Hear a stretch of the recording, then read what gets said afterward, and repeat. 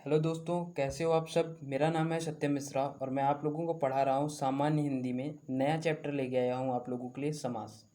समास को मैं एकदम डिस्क्राइब करके पढ़ाने वाला हूँ। अब मैं इसकी परिभाषा और इसका लेक्चर पहले शुरुआत में नहीं दूंगा। 150 प्रश्नों की सीरीज ले गया हूँ। उन प्रश्नों के माध्यम से आपको परिभाषा, उदाहरण और महत्वपूर्ण प्रश्न जितने भी एग्ज़ाम में आए हुए हैं, टीजीटी, पीजीटी, यूपीएसआई, दरोगा, लेखपाल, एसएससी, जीडी या फिर यूपी पीसीएस के प्री में, जहाँ भी क्वेश्चन बने हुए हैं समाज से, मैं वहाँ से 150 चुने हुए प्रश्नों को लेके आया हूँ, जिसका पार्ट 1 है। टॉप 10 सीरीज़ लेके आया हूँ, मतलब टॉप 10 क्वेश्चन लेके आया हूँ, जिसमें मैं आपको थोड़ा सा समाज समझाने की कोशिश किया हूँ कि आप समाज समझ जाइए। उसके बाद मैं थोड़ा सा फास्ट मूड में आप लोगों को पढ़ाऊँगा। तो कोशिश करिएगा कि वीडियो को ध्यान से देखिए, और वीडियो अच्छा लगे तो प्लीज़ लाइक करिएगा, शेयर करिएगा दोस्तों में, और चैनल को सब्सक्राइब करिएगा। और नेक्स्ट पार्ट के लिए बेल आइकन ज़रूर दबा लीजिएगा, जैसे नोटिफिकेशन आप लोगों के पास पहुंच जाए जब मैं वीडियो अपलोड करूं। तो चलिए शुरू करते हैं हमारा ये पार्ट। क्वेश्चन कहता है, निम्नलिखित में से कौन सा तत्पुरुष समास का उदाहरण नहीं है। राजकुमार, यज्ञवेदी, आजन्म, ग्रामवासी। तो आजन्म जो है वो हमारा तत्पुरुष समास नहीं है, ये बी ऑप्शन है। ठीक है। तत्पुरुष समास उसे कहते हैं जिनमें कारक चिन्ह का लोप हो जाता है। कारक चिन्ह का लोप हो जाता है। अब कारक चिन्ह कौन कौन से होते हैं। कारक चिन्ह होते हैं, अगर मैं बात करूं तो के लिए, का, को, द्वारा, से, और अगर सोचो तो में, इस तरीके से कारक चिन्ह होते हैं। तो इनका लोप हो जाता है। ठीक है, इनका लोप हो जाता है। जैसे राजा का कुम्हार, तो उसको जो शॉर्ट फॉर्म में लिखेंगे वो समास विग्रह करने के पहले, तो वो राजकुमार। यज्ञ की वेदी, ग्राम का वासी।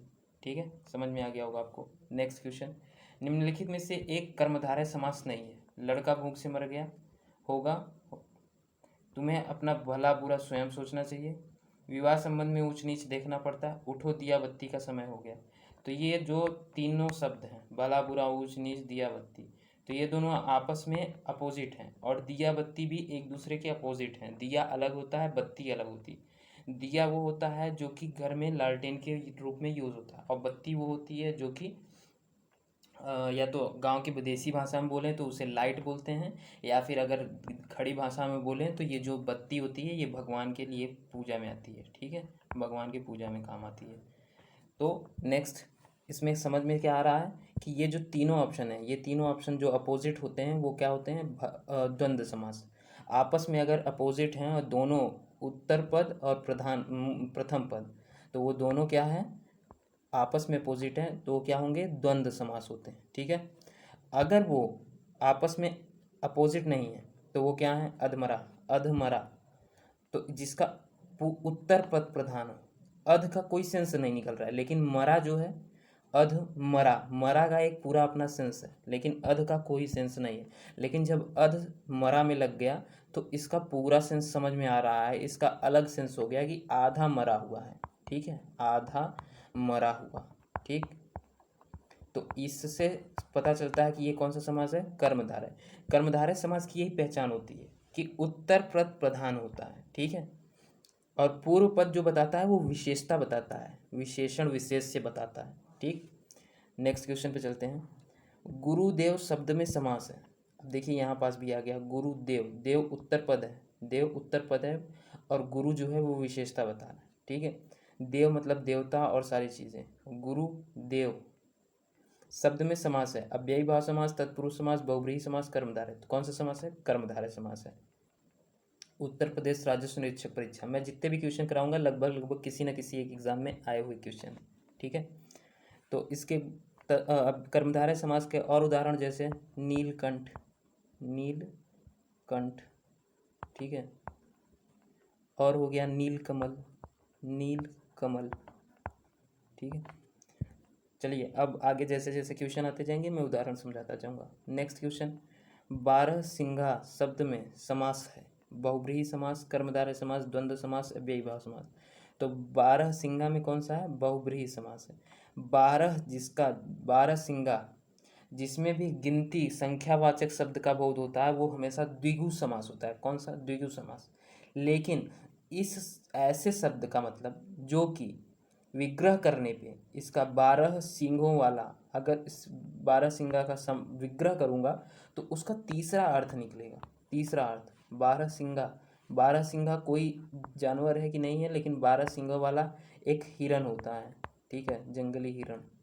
तो इसका तीसरा सेंस निकल रहा है, तो इसलिए यहाँ पास ये 12 संख्यात्मक ना होके ये क्या हो गया है, ये बहुब्रीहि समास में हो गया, ये शाब्दिक हो गया, संख्यात्मक ना होके शाब्दिक हो गया है, ठीक है। बहुब्रीहि समास का उदाहरण आप समझ लिए ना, कि विग्रह करने पर तीसरा अर्थ निकलता है, जैसे दशानन। दशानन, दशानन का मतलब 10 सर वाला, 10 सर वाला अर्थात रावण। अब रावण ही 10 सर वाला था, लेकिन दशानन से सेंस क्या निकल रहा है, 10 सरों वाला, लेकिन हम इसको जानते क्यों किसको हैं, दशानन किसको कहते हैं, रावण को कहते हैं। सेम वही चीज़ यहाँ पे भी है, धीरे धीरे आप समझ जाएंगे, और क्वेश्चन जब मैं कराऊंगा तो समझ जाएंगे। नेक्स्ट, कर्मधारय समास का उदाहरण है। अब देखिए फिर से आ गया, यहाँ पास थोड़ा सा दिमाग लगाइए।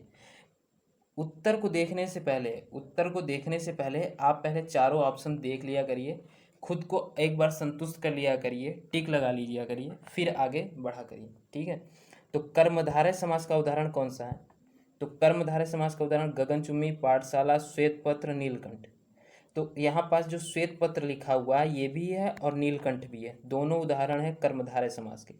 लेकिन यहाँ पे आपको क्या बताया हुआ है, अगर एग्जाम में आपके आया होता ये क्वेश्चन तो ये प्रेफरेंस जाता किसको, श्वेत पत्र को। नीलकंठ के लिए आप तब जाते अगर ये इसके पहले तीनों ऑप्शन में कोई ऑप्शन ना दिया होता तो, ठीक है।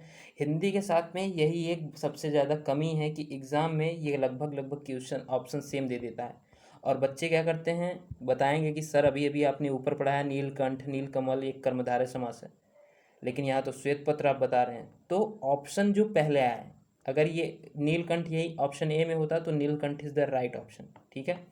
तो श्वेत पत्र क्या है, यहाँ पे कर्मधारय समास है, और नीलकंठ भी यहाँ पे कर्मधारय समास है। नेक्स्ट क्वेश्चन, परमानंद में समास है, द्वंद्व समास, कर्मधारय समास, अव्ययी भाव समास, बहुब्रीहि समास। परमानंद, आनंद, आनंद में परम, परम का क्या कोई सेंस है नहीं, लेकिन आनंद का सेंस है, तो जिसमें उत्तर पद का सेंस हो उसे क्या बोलते हैं, कर्मधारय समास बोलते हैं। उत्तर प्रदेश राजस्व निरीक्षक परीक्षा 2014 में आया वो क्वेश्चन है। नेक्स्ट, निम्नलिखित में से कौन सा समास नहीं है, अव्ययी भाव समास, कर्म कारक समास, द्वंद्व समास, बहुब्रीहि समास। तो कौन सा समास नहीं है, अव्ययी भाव समास ये होता है, द्वंद्व समास भी होता है, बहुब्रीहि समास भी होता है, कर्मधारय समास होता है, ठीक है, कर्म कारक नहीं होता। तो ऑप्शन बी इज रॉन्ग कि ये कर्म कारक समास नहीं होता है, तो option B is the right फिर।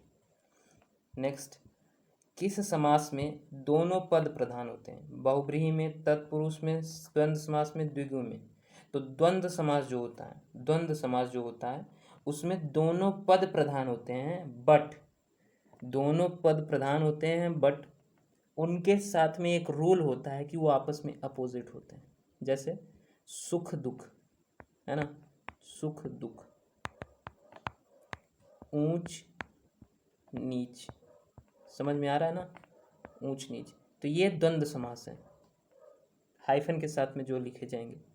नेक्स्ट, किस समास में प्रथम पद संख्यावाची तथा अंतिम पद संज्ञा हो वह है, तो संख्यावाची कौन सा होता है, द्विगु होता है, तो जाहिर सी बात है द्वंद्व समास नहीं होगा, तत्पुरुष समास नहीं होगा, द्विगु समास इज द राइट ऑप्शन, अव्ययी भाव नहीं होगा, ठीक है। अब यहाँ से आपको द्विगु समास का परिभाषा समझ जानी चाहिए, ठीक है। ऐसे ही धीरे धीरे आगे बढ़ते रहेंगे तो हमारा सारा क्वेश्चन, सारे समास क्लियर होते जाएंगे। अब इसको मैं अगर डीपली पढ़ाया होता फिर आपसे क्वेश्चन कराता तो आप कंफ्यूज रहते, लेकिन मैं क्वेश्चन के साथ आपको समझाते जा रहा हूँ इसलिए आप कंफ्यूज नहीं होंगे। नेक्स्ट क्वेश्चन, महाजन शब्द में समास है, तो महाजन शब्द में समास है कौन सा, कर्मधारय समास, द्वंद्व समास, द्विगु समास, अव्ययी भाव समास। तो महाजन में कौन सा समास है, कर्मधारय समास है, कौन सा, कर्मधारय समास है। महाजन, जन मतलब लोग, महा का मतलब कुछ भी समझ में नहीं आ रहा है कि किसके बारे में बात हो रही, लेकिन जब वो महाजन के साथ में महा जुड़ गया तो वो समझ में आ रहा है कि महाजन मतलब कि जो सेठ लोग होते हैं, सेठ, सेठ महाजन, ठीक है। तो option A is the right option. चलिए, ये हमारा एक चैप्टर कंप्लीट हो गया। फर्स्ट पार्ट 10 क्वेश्चन का मैं कंप्लीट कराया हूँ। ये आपको सिर्फ समाज समझाने के लिए मैं कराया था। आगे क्वेश्चन थोड़ा फास्ट फॉरवर्ड होंगे, तो इस पार्ट को आप लोग ध्यान से देखिएगा। वीडियो अच्छी लगी तो प्लीज़ लाइक करिएगा, शेयर करिएगा अपने दोस्तों में, और चैनल को प्लीज़ सब्सक्राइब करिएगा और बेल आइकन को ज़रूर दबा लीजिएगा। चलिए, मिलते हैं नेक्स्ट क्लास में, तब तक के लिए जय हिंद।